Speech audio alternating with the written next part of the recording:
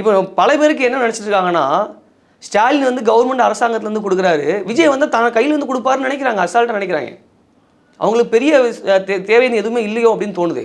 இவர் எஜுகேஷனுக்கு நிறைய செஞ்சார். இந்த முறை வந்து எஜுகேஷனுக்கு நிறைய செஞ்சார், எஜுகேஷனுக்கு நிறைய கொடுத்தாரு.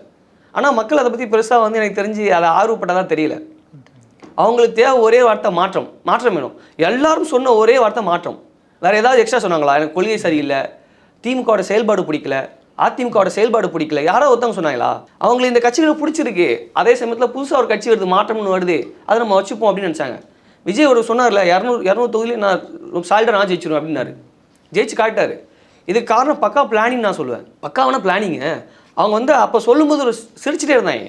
அவங்க சொன்னாங்க, இத்தனை சீட் நாங்கள் ஜெயிப்போம், இத்தனை இடங்கள் நாங்கள் பிடிச்சிருவோம், ஒவ்வொரு இடத்துலையும் நாங்கள் செக்ரிகேட் பண்ணி வச்சுருக்கோம் ஒவ்வொரு ஓட்டையும், அது எங்களுக்கு எப்படி கன்வெர்ட் ஆகும்னா இப்படி ஆகிரும் அப்படின்னாங்க. எனக்கு தெரிஞ்சு அவங்க முழுக்க அதுக்கான வேலையை சரியாக தான் பார்த்துருக்காங்க. பிளான் பக்கா பிளான். எல்லா பக்கமும் தன்னை கொண்டு போய் சேர்த்துறாங்க.